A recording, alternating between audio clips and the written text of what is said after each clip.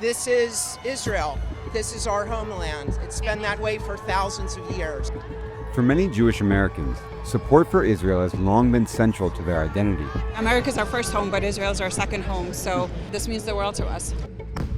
But as Israel stands accused of genocide in Gaza, views of the country are rapidly changing. There's a lot of horror happening in Gaza right now. And driving a growing number of Jews, especially from younger generations, to speak out. Don't you dare use our families as the justification for endorsing Israel's horror show against the Palestinian people. It reflects a nationwide shift that could redefine U.S.-Israeli relations. There will come a time when there won't be majority support in Congress to continue sending bombs to Netanyahu. I've come to the Jewish capital of the U.S., New York City, to understand how this shift is reshaping identity and the community's ties to Israel. The Jewish community has been wrestling with the sense of what does it mean to be Jewish, specifically after October 7th. So right now we're approaching the annual Israel Day Parade here in Midtown Manhattan, when tens of thousands of New Yorkers come out every year to show their support for Israel. This year's theme is Proud Americans, Proud Zionists, but it's taking place at a time when more and more Americans are turning away from supporting Israel. What is the importance of this demonstration today? Jewish pride, pride for Israel, pride for the Jewish people. Tell me about your shirt. Why are you wearing a shirt that says Zionist on it? Because I'm so proud. I am very proud to be a Zionist. I support Israel, I support our people, and all of the hate only empowers us and makes us show up more. Where's the West Bank and Gaza on this map? Oh, okay. What? Where is it? It would be this and that. Why do you think so many young Jews seem to be turning away from Israel in particular? Because they're smart. They know what's going on in the world. I think it's groupthink. If you're an undergraduate, you're on a campus, and everybody seems to be supporting a movement. You're not going to be the lonely one who says, I need to educate more. There's so much misinformation on the media right now, and algorithms on TikTok and Instagram, they're made to spread misinformation because it keeps you on the app longer. You don't think it has anything to do with Israel's policies? I think some policies are definitely criticized, and those are valid. I criticize the policies too. I served in the Army. There's a lot to fix there, but we're a Western country that's really trying to do our best. Hi, Israel, hi! The views shared at the parade are ones I know well, having been raised Jewish in Chicago. It was only when I visited Israel and the Palestinian territories as a college student more than 20 years ago did I begin to see the situation differently. But not everyone welcomed the photographs I brought home documenting Palestinian life under occupation. They sparked arguments with my mother and left me ostracized from the wider community. In recent years, however, I've noticed a shift. More Jewish groups are leading protests against Israel. Our values as Jewish people compel us to be here and stand on the right side of history. Kara Levine is one of those involved in the movement. The 28-year-old grew up in an Israel-supporting family here in New York. Hello. But began to question those beliefs as she got older. Here are the photos that I grabbed. Okay. If you want to take a look at them. Nice. I'm one on the right, dressed up for Purim. And then the bat mitzvah ones, I still feel a little, the same kind of embarrassing vibes that I felt at the time. I think everyone who has a bar or bat mitzvah feels exactly the same thing, and that is utter embarrassment by the whole affair. Exactly. This is a photo of me and my sister and my parents at the Jewish nursery school at the synagogue. And there's these Israeli flags you could see. Israel's just kind of there in the background, yeah? There's this utopian sense of the way that people talked about Israel, and I think that I was very susceptible to it. Why are so many young Jews like you out there on the front lines? The values that I learned are part of it, specifically my grandparents and surviving the Holocaust. I think that is a really major part of why I feel so strongly about taking action and trying to stop a genocide. Is never again means never again for anyone. What do you say to those Israel supporters who will say, you're an example of a self-hating Jew? Being Jewish actually means a lot of different things. There's no one way to be Jewish. It's another example of this stronghold that Zionism has over Judaism to even litigate who counts as a Jew and who doesn't. Disillusionment with Israel is also making its way into mainstream politics, as polls show more Americans now sympathize with Palestinians than they do Israelis. Last year, Zoran Mamdani, an outspoken critic of Israel's policies, became mayor of New York. Now he's backing Jewish city official Brad Lander in a campaign to unseat incumbent U.S. Congressman Dan Goldman, who's also Jewish. One of the biggest issues separating them is Goldman's unwavering support for Israel. He voted for every U.S. military aid package to Israel.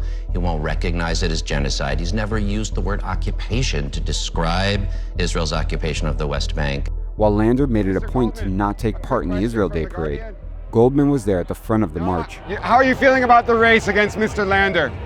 We're here to celebrate the country of Israel and its founding.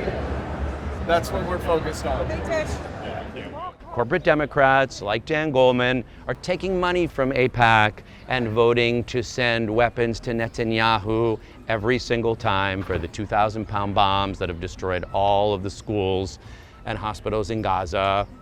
It is so deeply possible to be a proud Jewish New Yorker who loves our traditions and who cares about our present and our future and not believe that that must be tied to an Israeli state that is committing genocide.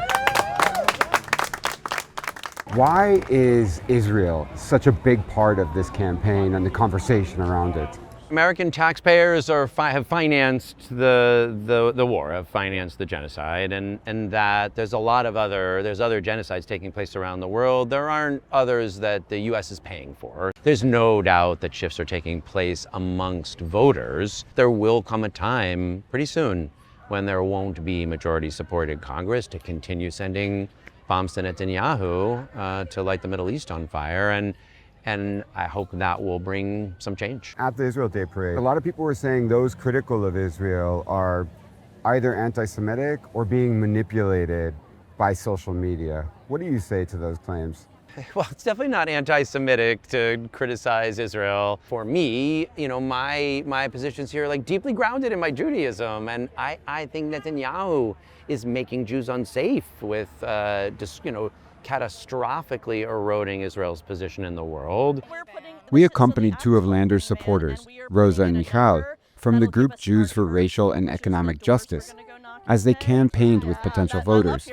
It wasn't long before the topic of Israel came up. What are the issues that are important to you? Why are you going to be voting? Affordability is a big one. Actually caring about people and not using our money to blow up other people is also pretty important. What do you mean? Just all these wars we have going on that we're supporting or directly contributing to. Are you talking about Gaza? Gaza and Iran. And Iran. Yeah. Why does it bother you as a young person living in New York?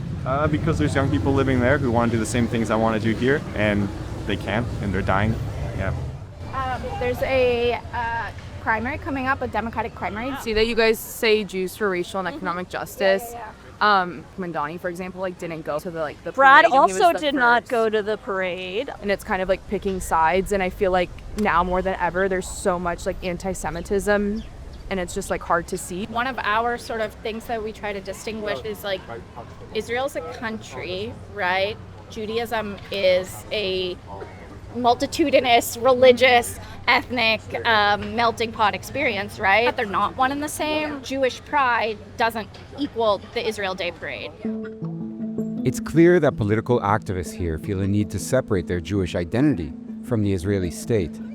It's something that's also affecting the ways in which people worship.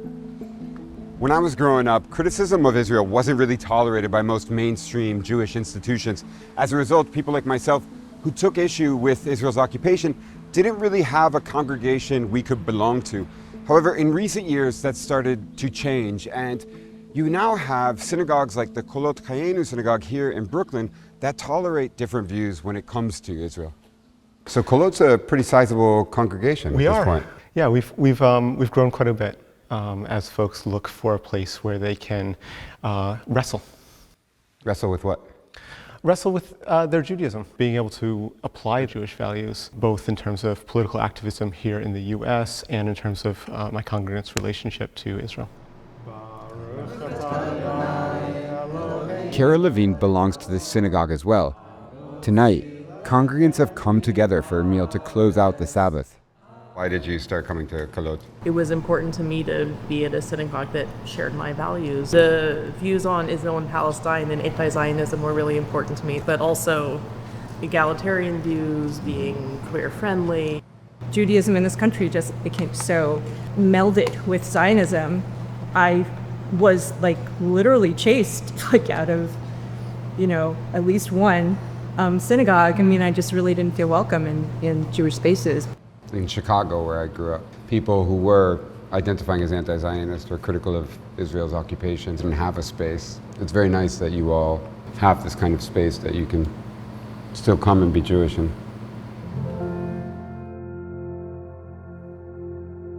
Before leaving New York, there was one more person I wanted to speak to. Hi. This is my doctor. I have to take this. Okay, all right. There was one 10 years ago in Atlanta. And Hi. No problem. How you doing? I took my first trip, 23 years ago, and immediately I was coming back and trying to talk to you and others about the things that I had seen there, which were quite shocking to me, how Palestinians were living under occupation. What did you think when I was bringing you those photographs and those stories from the West Bank? I felt you were challenging my basic belief system. That's why you were challenging my basic belief system and at that point, my livelihood. So they were pretty awful fights that we had. If you remember, we finally decided we would have a truce, and the only way we were able to communicate is not say the word Israel. And I think we did that for many years. What's changed for you during that time? A lot of things have changed. Oh yeah? I think my attitude has changed. I no longer believe that Israel is infallible. I no longer believe that the state of Israel is the same as the ideal of Israel. But like family members who don't always behave the way you want them to, you could criticize and still love them. And isn't that what the meaning of Israel is? It means to struggle and to fight. And the more I learn about Judaism, the more I understand it's okay to have doubts about how the government in Israel behaves. It's very interesting to see how far she's come along over the years. Now she's very critical herself of what Israel's doing and its treatment towards the Palestinians. As she said, when she was growing up, she didn't even consider the lives of Palestinians. She knew almost nothing about them. The younger generation hasn't grown up with the same things that she did. And for them, Israel is a state that is doing a lot of things that are indefensible. And I think my mother now starts to see that in the same way a lot of young people do.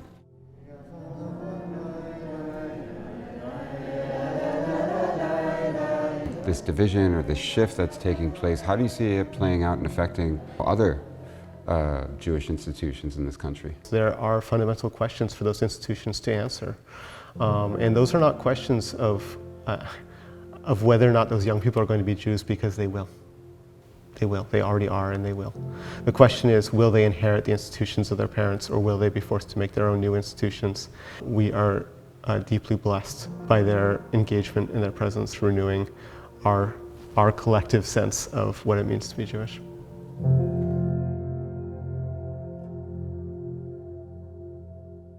Please join me in introducing your next Congress member, Brad Lander.